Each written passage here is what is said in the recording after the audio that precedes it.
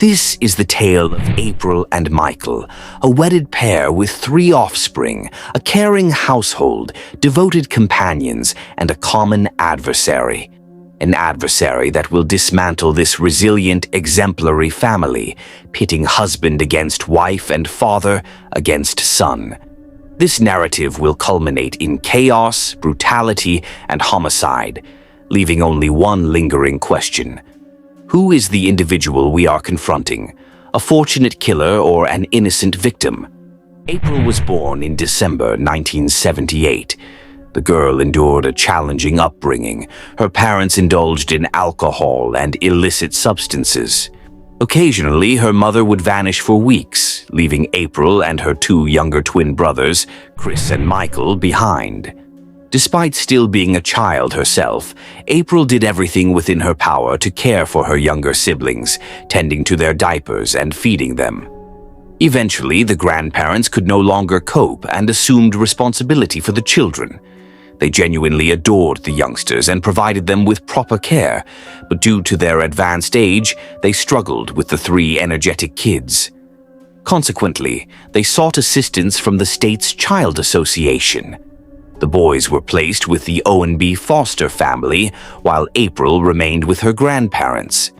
The boys regularly visited their grandmother, grandfather, and sister. However, at the age of 9, April moved in with her brothers to maintain a strong bond between them. The O&B family resided in the town of Eclectic, Alabama, where the girl flourished. At the age of 17, she encountered the love of her life, Jesse Michael Holton, known to all as Mike. The young couple attended the same school, shared a passion for music, and swiftly became friends. They were regarded as a stunning couple by everyone. Hence, it came as no surprise when April became Mrs. Michael Holton at the age of 19. A year after their nuptials, they welcomed their first son, and 2 years later they were blessed with 3 children, Madison, Hayden, and Kyle. April's reliance on her parents had shattered her childhood, and she had always yearned for a stable family life. In Michael, she discovered a kindred spirit who shared her aspirations completely. April looked after the children while Michael supported the family as a firefighter. On September 11, 2001, he volunteered to assist in New York after the attacks. By 2003, at just 25 years old, Michael had become the fire department's chief, the youngest in the city's history. He also trained to work as a paramedic. In his free time, Michael coached school football and baseball teams, while April never missed her son's competitions. The couple actively engaged in the town's life, becoming well known and beloved by all. However, everything changed one seemingly insignificant night in 2004. During a shift, Michael injured his back. His condition deteriorated in the following weeks. The doctor prescribed painkillers but cautioned that rest was necessary for recovery. Despite this, as a paramedic, Michael couldn't afford to take time off.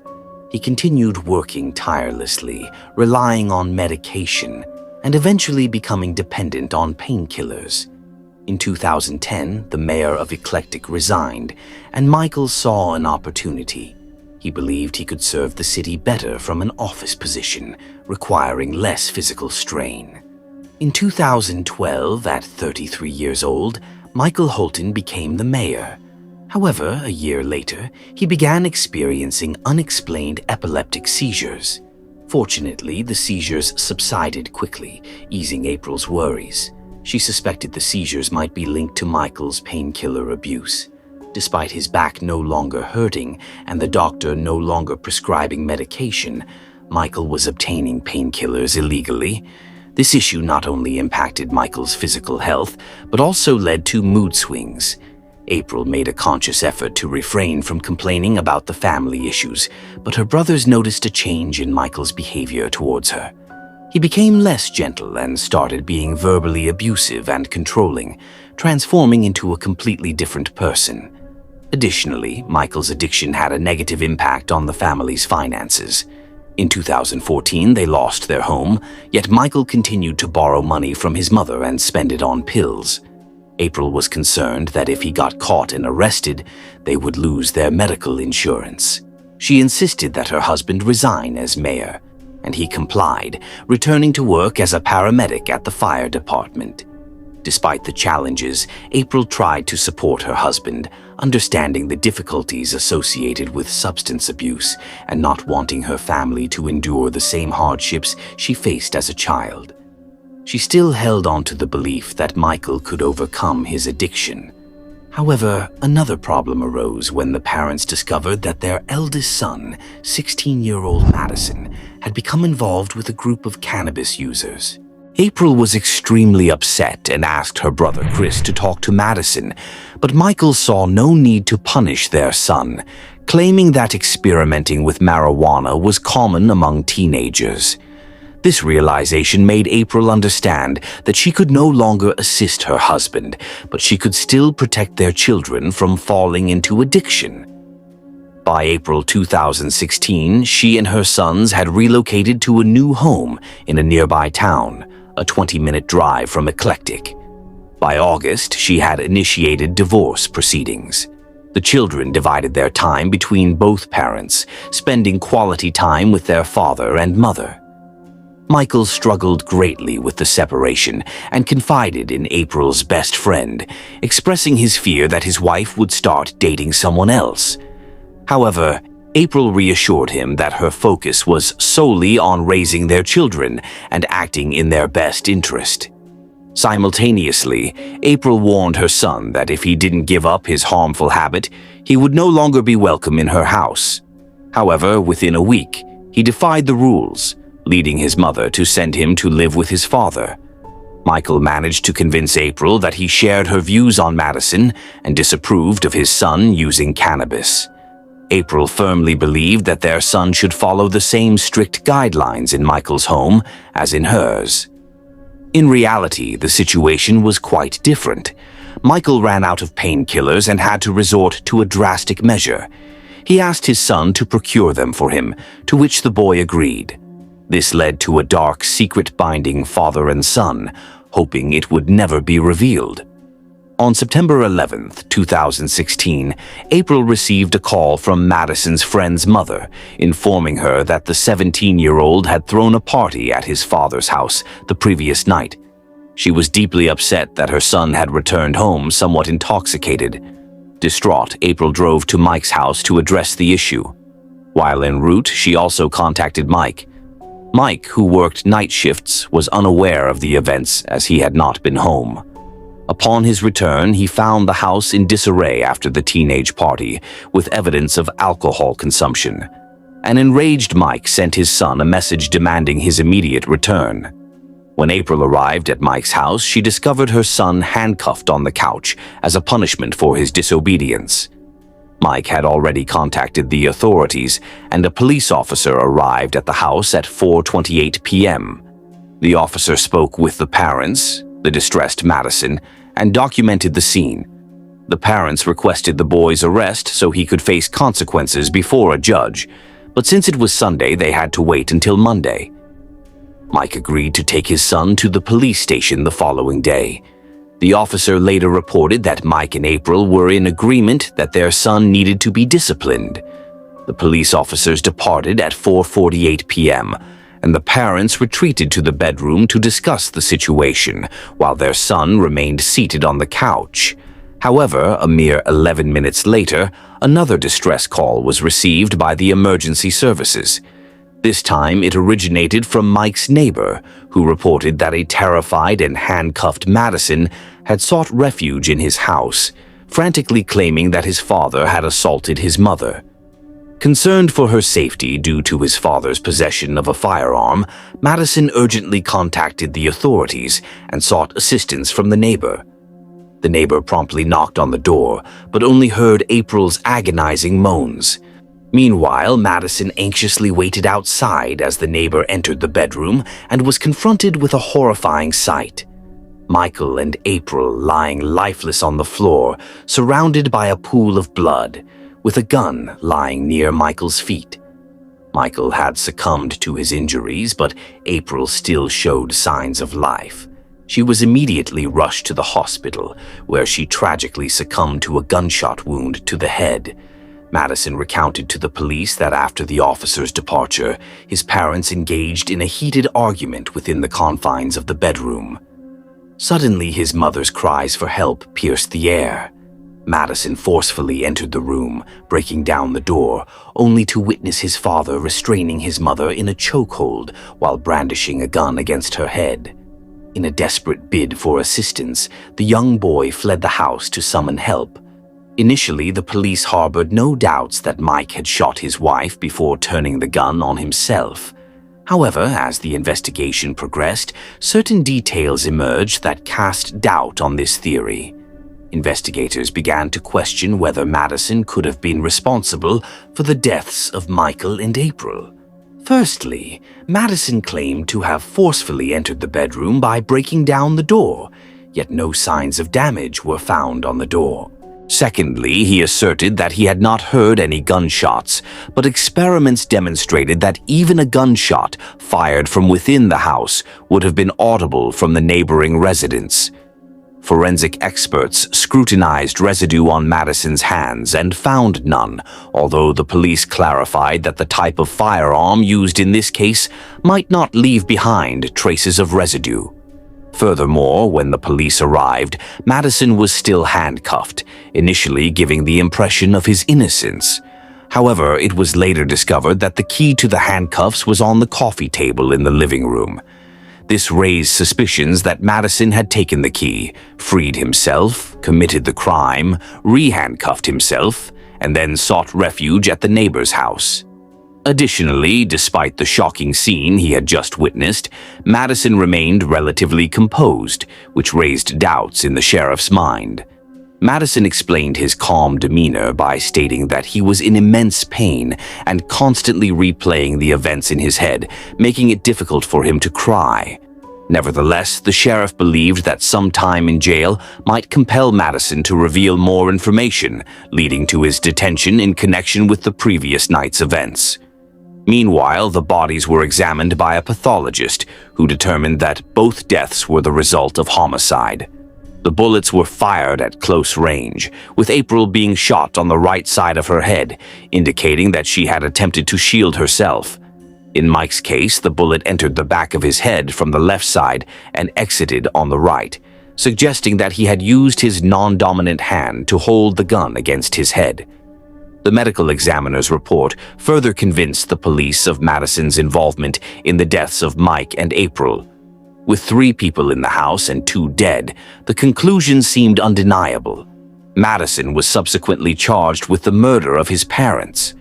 During the preliminary hearing, the judge determined that there was sufficient evidence for the teenager to stand trial before a jury and set his bail at $1 million, an amount the family could not afford.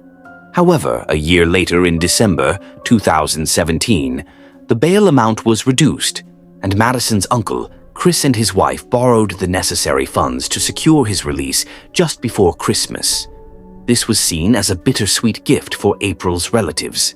In return, Mike's family remained supportive of the police's stance. The swift charging of Madison led them to believe that the police were confident in his guilt. However, April's family, comprising her parents and brothers, were not willing to accept everything at face value. As more information came to light before the trial, it only raised more questions. Firstly, it was established that the bullets were fired at close range. Surprisingly, there was not a single trace of blood on Madison's clothing. Could he have changed his attire? It was a possibility. Nevertheless, it is crucial to bear in mind that all of this transpired within a mere 11 minutes. Even if we assume he knew the whereabouts of the gun, he would have had to remove the handcuffs from behind his back using a small key, commit the crime, clean himself up, change clothes, conceal the blood-soaked garments where they wouldn't be discovered, put the handcuffs back on, and rush to the neighbor's house, all within the given time frame. Such a sequence of events seems highly improbable. Furthermore, the officer who had been present in the house prior to the neighbor's call to emergency services arrived at the scene. He confirmed that he did not observe any indications of Madison changing his clothes or attempting to clean up within the house.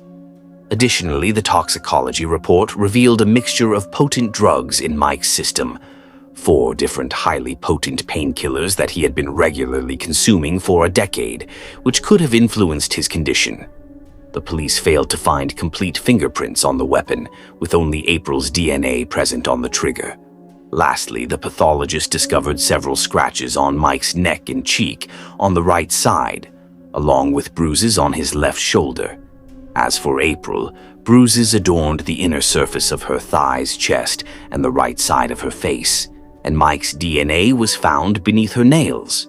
According to the evidence, it appears that April injured her husband during a physical altercation while he had her in a chokehold. It is likely that he used his dominant right hand to hold her, while his left hand held the gun. Interestingly, acquaintances have stated that Mike was ambidextrous, meaning he was equally skilled with both hands.